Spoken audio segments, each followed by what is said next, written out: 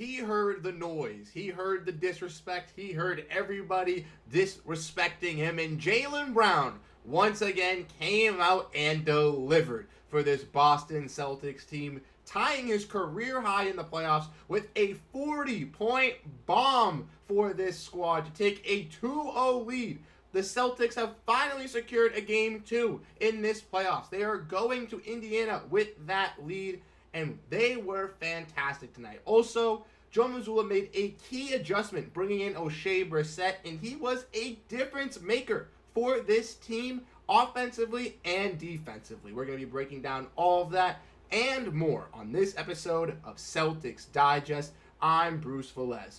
Before we get into all of this, though, I'd like to say shout out to everybody that came into our watch-along live stream. It was a fantastic one tonight. And if you missed it out, make sure to come through on Saturday. We'll have another one with the big time. But let's dive in to the video at hand. Make sure to grab a snack because it's going to be a jam-packed episode. Without further ado, we're going to be diving in and looking at these team stats here. As you guys can see, the Celtics and Pacers, match each other offensively. In the first half, the Pacers were out-shooting the Boston Celtics from the field, from the three-point range, and from the free throw, but they decided to cool off while the Celtics warmed up. The Celtics outshot them 53%, 40% from three-point range, really woke up in the second half there, and outshot them from free throw range, hitting 85% of their free throws. They also were feasting on that glass. They did have only one more offensive rebound in total, but in the first half, they had a total of 10 offensive rebounds compared to the Indiana Pacers 0. Absolutely huge for the Boston Celtics there. They dominated as well with points in the paint, outscoring the Pacers 34-54 by 20 of them, which is just absolutely crazy to see with this Boston Celtics team. Like I mentioned, though, in the introduction, the two guys that really were the key difference makers for the Celtics tonight were Jaylen Brown and Oshae Brissett. First off, we need to give our flowers for Jaylen Brown because he was absolutely on fire for this Boston Celtics team. After yesterday's video where I broke down Jayson Tatum making that all-NBA first team, we broke down how Jaylen Brown was absolutely snubbed of making the all-NBA third team with players like Devin Booker, Kawhi Leonard, Domantas Sabonis, Anthony Davis making it over him. Jaylen Brown is one of the league's best two-way players. He even had a better season this year compared to last, and he was on the all-NBA second team last year. He heard the noise, he heard the disrespect, and he decided, I'm going to turn up once again. Disrespected from not being on an all-defensive team, that's A-okay. He'll turn up in Game 1 and drop 26 points. But in Game 2, you disrespect him leaving off that all-NBA third team, he's going to ball out for you. Like I mentioned, a 40-point game for Jaylen Brown ties his career high in the playoffs. 14 for 27 from the field, efficient as well. 4 for 10 from three-point range, and 8 for 11 from free throws. Not even missing as many free throws as he usually does. A total of 5 rebounds, 2 assists, and a steal to go with only 2 turnovers. Man, oh man, was this guy on fire. Hitting mid-ranges, hitting threes, hitting all the ridiculous shots, getting to the rack, getting big-time dunks baseline as well. A key contributor for the Boston Celtics. And on defense, really locking in on that defensive side. We talk and we look at the starters as well. We can see Jrue Holiday had another impactful offensive game. 37 minutes, 6 for 7 from the field, with 3 for 4 from three-point range. 10 assists, 3 rebounds, 15 points. Absolutely huge for Jrue Holiday, really locking in. We found the key for the Boston Celtics, the adjustment that worked. Unfortunately, there was no Luke Kornet after the first half, after he had a little bit of a wrist issue. But Oshae Brissett, a player that had been called for at that small ball 5 from numerous sources, and a person like me who had screamed that if they needed that rebounding, if they needed that extra hustle to bring in Oshae Brissett, he came in and delivered for the Celtics. 1, he has more Eastern Conference Finals points than Joel Embiid, as he got 2 points and finished 1 for 1 from the field, but a total of 3 rebounds and 3 steals with a plus 18, ladies and gentlemen, in 12 minutes. I want to let you guys let this know and sink in that Oshae Brissett had a plus 15 in only 4 minutes of play.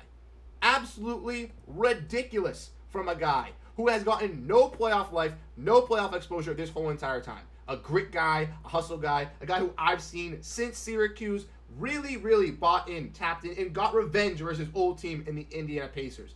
He's been that type of rebounder, that type of hustler that the Celtics have seen this whole entire season. And I have preached that if they struggled in rebounding, bringing him in would have been a difference maker, would have been a key. And tonight, I honestly thought Tillman was going to be that other big that we saw, but I'm happy that we got to see Oshae Brissett deliver and do what he's supposed to do for the Celtics. Absolute credit, absolute kudos to your boy, Oshae Brissett. He deserves a well-rounded applause, and I want everybody in the comment section, if you're at this point in the video, to drop down a shamrock with the number 12 for our guy, Oshae Brizzy. He was fantastic. When you look at the Celtics, though, there were some disappointments as well. I will not lie. Jayson Tatum was basically non-existent for 3 of the 4 quarters. He did finish with 23 points, 6 rebounds, 5 assists, but 4 turnovers. Finally hit a 3 late in the 4th quarter, but was 0 for 6 before that. 9 for 20 from the field. Not the greatest. He was getting into his mid-range game later on into the contest, but unfortunately it just wasn't there for the Celtics offensively tonight. Derrick White heated up, 23 points, really turned up in the second half, 6 assists, 4 threes, shooting 50% and 50% from the field. And Horford was fantastic on the defensive side, really working that bread and butter shot, like my boy Coleman Kelly was mentioning, working down low in the post. That's what Horford succeeds in. 50% from the field, 10 rebounds, 2 steals, 6 points. Celtics really good defensively as well. We look at the bench. Unfortunately for Hauser, he could not get his shot falling over 4 from three-point range. But if you look at the stats, that's all you're seeing. You don't know how good Sam Hauser actually played. Fantastic defensively, got a key block down low for the Boston Celtics to turn a possession alongside to give Jrue Holiday a big 3 to give the Celtics momentum.